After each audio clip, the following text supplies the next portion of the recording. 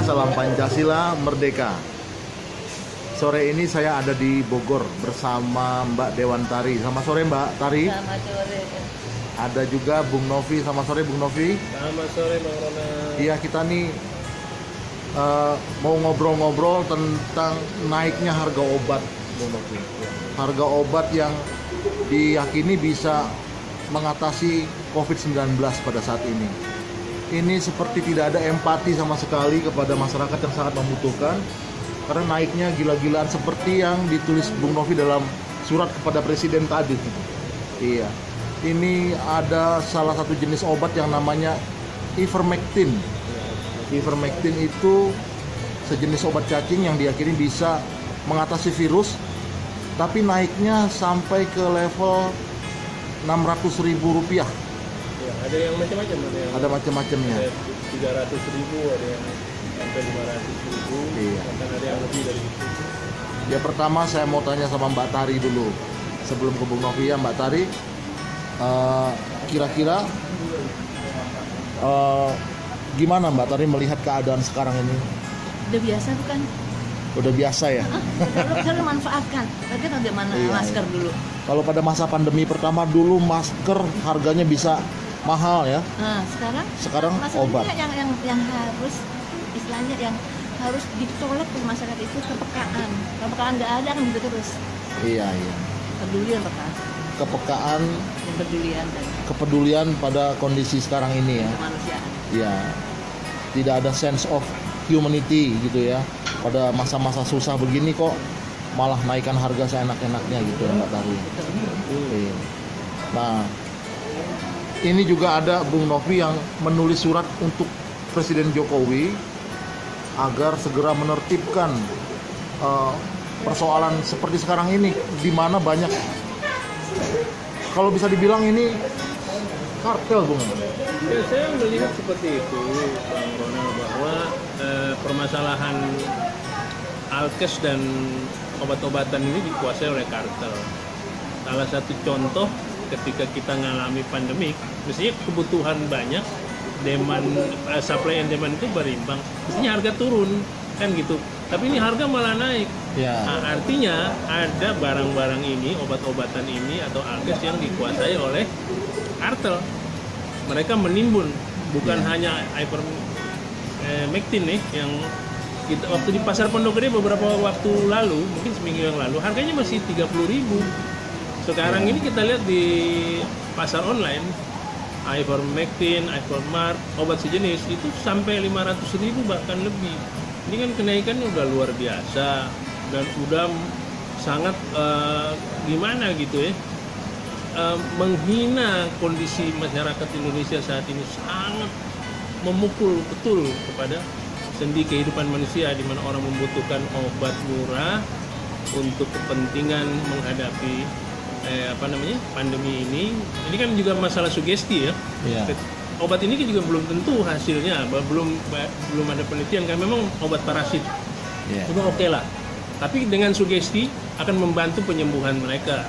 Iya. Nah, tiba-tiba menangkap hal ini, mainlah kartel. Iya. Sedemikian rupa harga dinaikin obat-obatan, kan luar biasa ini. Terus kalau nggak ditindak bagaimana? Pemerintah seperti lemah sekali terhadap mereka. Nah, ini yang sampai pada kegeraman saya, maka saya tulis surat kepada Presiden tadi. Iya, bukan hanya itu saja Bung Novia, tapi juga di mana masa pandemi sekarang ini ada varian baru yang gejalanya juga berbeda dengan pada masa pandemi pertama. Banyak yang mengalami sesak nafas dan perlu pasokan oksigen, tapi oksigennya juga susah didapat. Ada yang menjual dengan harga yang tinggi dan susah didapat. Ini juga mungkin persoalan yang sama ya Bung Novia. Sama, pokoknya yang menyangkut alkes dan obat-obatan ini yang dibutuhkan masyarakat, seperti oksigen sekarang hilang dari pasaran. Berarti ditimbun ini.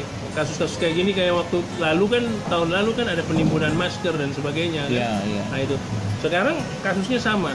Di Bekasi sekarang kan, Bekasi termasuk zona merah nih, kota Bekasi. Iya. Orang setengah mati nyari oksigen. Ada mendapat dengan harga yang luar biasa. Bahkan di rumah sakit pun sulit. Rumah ya? sakit nggak ada, di agennya sendiri nggak ada. Iya. Nah gimana itu coba? Kan berarti hal-hal yang kayak gini pemerintah harus cepat sekali turun tangan. Nggak boleh kalah. Nggak boleh kalah. Iya. Ini Kalau- pembunuhan massal. Pembunuhan massal Batari ya. Iya, Nah, seperti itu. sekarang ini Bung Novi sudah mengirimkan surat untuk Pak Jokowi dan itu sudah tersebar agar segera persoalan ini bisa diatasi oleh pemerintah. Menurut Mbak Tari bagaimana ini? Mungkin ada masukan lain yang berbeda atau bagaimana? Sebetulnya nggak ada yang beda, memang itu dari dulu adalah itu jadi sesuatu pemerintah harus bergerak. Pemerintah harus bergerak. Masalahnya duluan mana ini yang bergerak lebih cepat? Iya.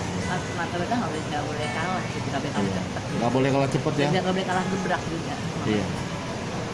Jadi intinya pemerintah tidak boleh kalah cepat dengan virus yang sedang terjadi pada saat ini di masa pandemi ini.